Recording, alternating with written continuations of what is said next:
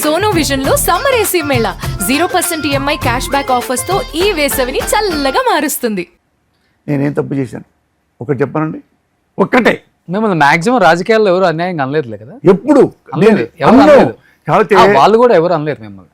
కాదు, వాళ్ళు కూడా కుర్రోళ్ళైనా వాళ్ళు తెలుసుకొని అంటే నా అనుకోకూడదు. ఇప్పుడు మా వాడిని ఇట్టన్నాడు, మా వాడి నీ వాడిని ఎట్టెందుకన్నాడు నువ్వు కనుక్కున్నావా? మా కుటుంబాన్ని ఎట్ట తిట్టించాడు కనుక్కున్నావా? నీకు మీ అమ్మ ఎంత ప్రేమో, నీకు మీ అక్కో మీ చెల్లో నీ భార్యో ఎంత ప్రేమో, మా కుటుంబాలకు ప్రేమలు ఉండవా? Of course. ఇంతవరకు వదిలేసాయి కదండి, ఇంతవరకు వదిలేసాయి, వేరే చెప్పు. ఎగ్జాక్ట్లీ. సో బట్ ఈ స్టోరీ అంతా ఎక్కడ జైల్లో ఖాళీగా కూర్చున్నప్పుడు మీ మైండ్లో తట్టిందని విన్నాను నేను. లేదు, నేను నువ్వు నాకు డబ్బులు ఇచ్చి మంచి కథరా అంటే ఒక చాప ఒక దిండు జాలు ఏడంటే పడుకొని రాసేస్తా, అంతే తప్ప దానికి అది అక్కర్లా. నిరుపాతి స్థలంబు ఇలాంటి స్థలము, అట్టాగా ఉయ్యలుడుగే ఒక ఉయ్యల, దానికి పక్క ఒక అమ్మాయి ఉండి దానికి అది కిళ్ళి పెడతారు కదా, ఏలు పెట్టి అది ఇచ్చే ఇలాంటి అట్మాస్ఫియర్లో రాస్తారు కవులు అని ఒక మాట. అప్పుల్లో ఏమన్నా తెలియదు అంటుంటారు ఒకప్పుడు. అది చూడలేదా? అది పురాతన కాలంలో అనుకుంటా, వందల కాలం అప్పట్లో అట్లా చేస్తారని చెప్తూ ఉండేవారు. నాకేమక్కల ఒక పాత చాప, ఒక దిండు, మంచి భోజనం, స్వీట్లు, అరిసెలు అవి ఉంటే చాలు. కానీ మనిషి 2 చోట్లకు వెళ్ళకూడదు అంటారు, ఒకటి జైలు ఒకటి హాస్పిటల్. మీరు 2 ఒకేసారి చూసారు, ఇబ్బంది కలిగిందా సార్ ఆ ఏజ్లో? లేదు, ఎందుకు చెప్పమంటారా? ఎందుకు ఫాస్ట్గా వచ్చానో చెప్పమంటారా? 2 తెలుసు కానీ ఇప్పుడు నేను అవినీతి పరుడు అనుకున్నాను. మోసాలు చేశాడు, దేశద్రోహం చేశాడు, కన్నింగ్ ఫెలో, అమ్మాయిలు తార్చాడు, బేవర్స్ ఫెలో, ఇవన్నీ ఏ సాక్ష్యాలు ఉంటే జైల్లోకి వెళ్ళాడు అంటే అది నేను సిగ్గుపడాలి. ఓకే, నేను ఏ తప్పు చేయకుండా, నేను ఏమీ చేయకుండా పోసాని నోరు పెద్దది, దాన్ని మూసేస్తే బాగుంటుంది, దాన్ని తగ్గించుకుంటే బాగుంటుంది, తగ్గిస్తే. అందుకని మంచోడే పోసాని, కానీ అట్లా ఈయన పాలిటిక్స్తో వెళ్ళకపోతే బాగుండు అనేది ఉంది అందరికి, ఉంది అని అందులోనే ఒక జైల్లో ఒక 10 రోజులు తిప్పిస్తే ఇక మానేస్తాడు అనుకున్న ఒక భావన. ఎన్ని జైలు తిప్పారు మిమ్మల్ని? తక్కువలోనే, చాలా తక్కువలో వచ్చాయి కదా, చూసావు కదా గబక్కడి నుంచి. తెలుగుదేశం వాళ్ళు నాకు చాలా ప్రేమిస్తారు. చంద్రబాబు గారి అబ్బాయి కూడా నేనంటే బాగా ఇష్టం, చంద్రబాబు గారికి ఇంకా ఇష్టం, ఇంకా ఇంకా ఇంకా జగన్మోహన్ రెడ్డి గారి ఇష్టం.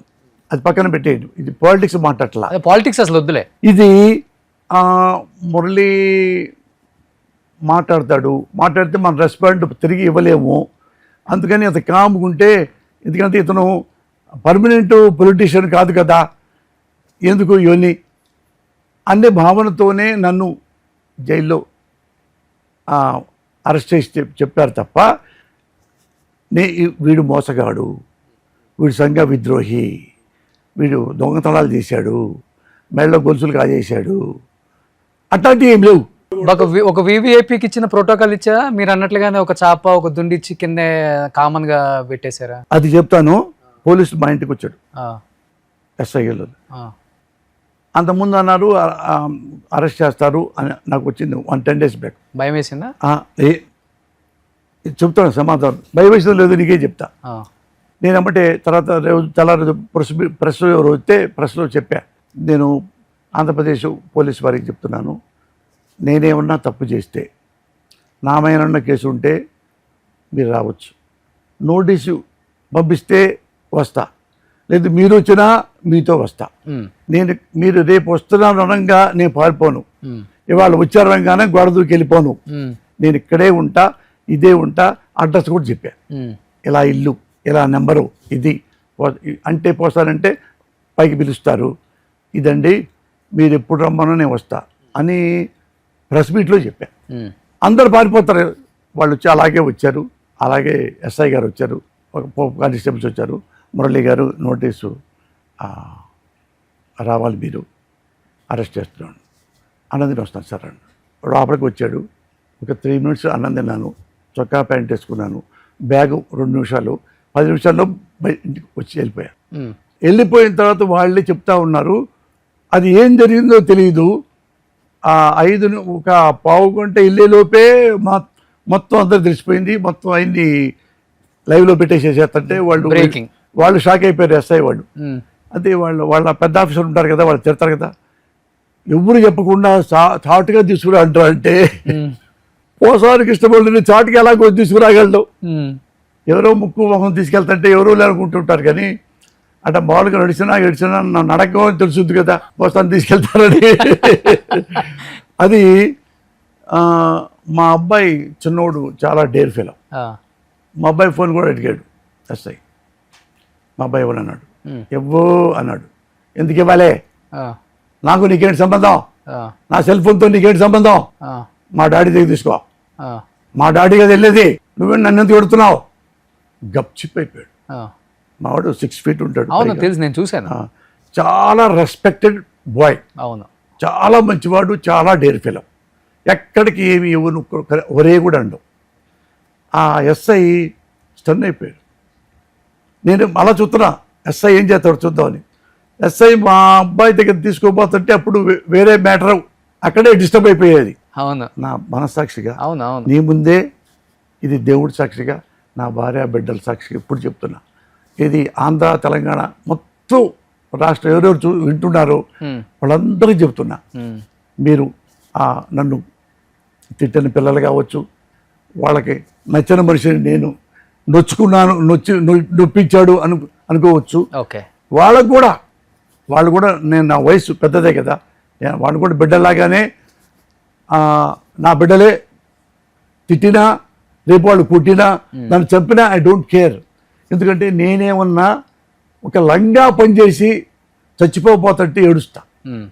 నేను ఎప్పుడూ ఎవ్వరిని అన్యాయంగా, అక్రమంగా, అకారణంగా ఎవరిని తోలనాడను. జైల్లో ఒక్కరోజు కూడా నీళ్ళు రాలేదు. ఇప్పుడు చెప్తున్నా వాళ్ళకి, నేను ఎప్పుడూ తప్పు చేయను, అదొకటి గుర్తుకోండి. తప్పు చేశాను అని మీరు అనుకుంటారా, ఇక్కడికే రండి, సుమన్ టీవీలో ఇదే రోషన్ గారు ఉంటారు, నార్కో టెస్ట్ చేపిస్తారు.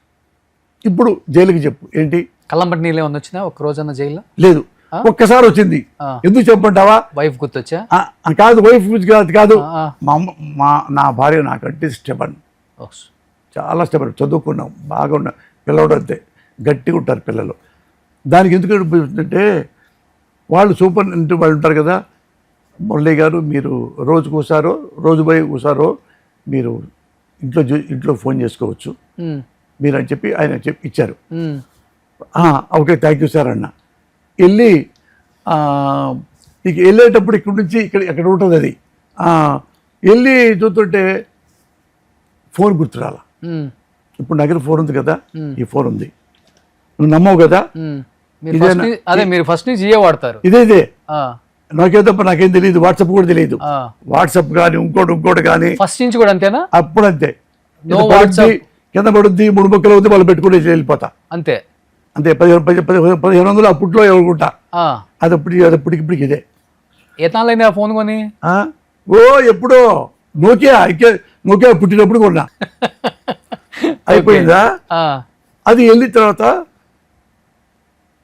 ఫోన్ లేదు. ఇప్పుడు నాకు ఉంది కదా ఈ ఫోన్, నాకు తెలీదు. అక్కడే పోలీసు ఎస్పీ గారు నంబలా, ఏంటి సార్ మీరు మీ నెంబర్ ఏమంటే తెలియదు అంటారేంటి? నిజంగా తెలియదు సార్. ఇంకా సాక్ష్యం చెప్పడానికి ఏంటంటే మీరు నార్కో టెస్ట్ చేయించుకోవడం తప్ప వేరే మార్గం లేదు. నిజంగా నా నెంబర్ నాకు తెలియదు నాన్న. అవును, దేవుడు సాక్షి. అవును, తెలుసు నాకు కూడా. అది నేను మా ఆవిడ అంటే ఏమండి, మా ఆవిడ నెంబర్ తెలియట్లేదు సార్. అదేంటి సార్ మీ ఆవిడ నెంబర్ తెలియదు సార్ అంటే, మీ అబ్బాయి వాళ్ళ అబ్బాయి, ఈ అబ్బాయి తెలియలా, ఇంకొక కొడుకు తెలియలా, వాడి నెంబర్ తెలియదు, నా ఫ్రెండ్స్ నెంబర్ తెలియదు. నెంబర్ టైం అయ్యి అప్పుడు అట్లా ఒక అరగంట ట్రై చేసి అప్పుడు నాకు కన్నీళ్ళు వచ్చినాయి. ఫోన్ కూడా నేను ఎట్లా కొట్టుకున్నా, ఫోన్ నెంబర్ కూడా భార్య ఫోన్ కూడా నెంబర్ కూడా తెలియచ్చావుదా నాకు అని ఫీల్ అయ్యి కన్నీళ్ళు పెట్టుకుంటే గార్డ్ గారు ఏం పర్లేదు సార్ కాసేపు ఆలోచించండి, ఇంకేం ఆలోచించండి, ఇంకా వేరే ఉన్నాయో చూడండి ఆలోచించండి అని కూర్చోబెట్టాడు బాబు. ఎక్కడ పెట్టాలి తెలియక ఏంటంటే ఒక నెంబర్ గుర్తొచ్చింది. నా క్లాస్మేట్ సిఐ పూర్ణచంద్రరావు అని మా చార్ట్ అకౌంటెంట్ ప్లస్ నా క్లాస్మేట్ చిన్నప్పటి నుంచి అమ్మాయి అని 9848135481 అని పెట్టడం పెట్టేశా. వాడు అమెరికా వెళ్ళిపోయాడు. ఓకే, అమెరికా వెళ్ళిపోయాడు. ఎక్కడో లక్కీ రాలేదు అనుకుంటా. తర్వాత మావిడ చెప్పిందా చేసిందా అంటే ఏంటండి చేయట్లేదంటే ఫోన్ లేదబ్బా నీది, నీ నెంబర్ తెలియక పిల్లోడి నెంబర్ తెలియక అప్పుడు నాకు ఏడుపు వచ్చింది అన్న. అయ్యో అదే పని చేయండి అయితే అని. ఇది లేదు, దీన్ని మావిడ ఇంటికి వచ్చినాక దీని వెనక పేపర్ వేసి దీని నెంబర్ ఇచ్చింది మావిడ. ఎవరు అడిగితే చెప్పిండి అది ఉంది ఇంట్లో చూడు రేపు రా మా ఇంటికి చూపిస్తుంది. నోకియా 2 ఉన్నాయి, అదే రాసుకొని అది చూపిస్తే అప్పుడు నమ్మాడు సూపరింటెండెంట్ గారు. కాదు, సినిమాలకు స్క్రిప్ట్ రైటరు, ఇన్ని సినిమాలు డైరెక్ట్ చేశారు, ఫోన్ నెంబరు 10 అంకెలు గుర్తు పెట్టుకోలేకపోయారు ఎందుకు? మీ ఆవిడది కానీ మీది కానీ కనీసం పెద్దగా వాడినాం, పెద్దగా వాడినాం. ఏదో వాళ్ళు మాట్లాడితే పెట్టేస్తా. నేను మళ్ళా ఇంట్లోనే ఎక్కువ, ఇల్లు సినిమా, అది తప్ప నాకేం తెలియదు. ఎన్ని గంటలు నిద్రపోయే వాళ్ళు జైల్లో? నిద్ర వచ్చేదా? ఒక్కసారి ఎప్పుడు గొరకబెట్టి పడుకునేవాడిని, బ్రహ్మాండంగా పడుకుంటా. కాకపోతే ఏంటంటే 4 సార్లు 5 సార్లు స్నానం చేస్తా. నాకు ఎందుకంటే చన్నీళ్ళు చేసుకోవడం చాలా ఇష్టం. అంటే పొద్దున్నే చేస్తా, మళ్ళీ 12కి చేస్తా, మళ్ళీ 4ంటికి చేస్తా, మళ్ళీ 9ంటికి, మళ్ళీ మధ్యాహ్నం నైట్ 10-10:30 ఆ టైం పడుకొని నిద్రపోతా. పొద్దున్న లేచా అంతే. ఎప్పుడైనా మంచం మీద పడుకున్నానా, బెడ్ మీద పడుకున్నానా 5 నిమిషాల్లో క్లోజ్. మీకు బీపీ షుగర్ ఇలాంటివి ఏం లేవు? ఏం లేవు. మరి మీరు అరెస్ట్ అయినప్పుడు ఎక్కువ కొన్ని హెడ్లైన్స్ చూశాను, ఆరోగ్యం కొంచెం సహకరించట్లేదు, హెల్త్ చెకప్స్ చేపించాలి పోసాని గారికి. నువ్వు నీకంటే పరిగెత్తాయి నేను ఇప్పుడు. అవును, నీకంటే ఎక్కువ పరిగెత్తా. అది తెలుసా? అదే మరి నేను అందుకని అడుగుతున్నాను. అది అలాంటి ఏం లేవు.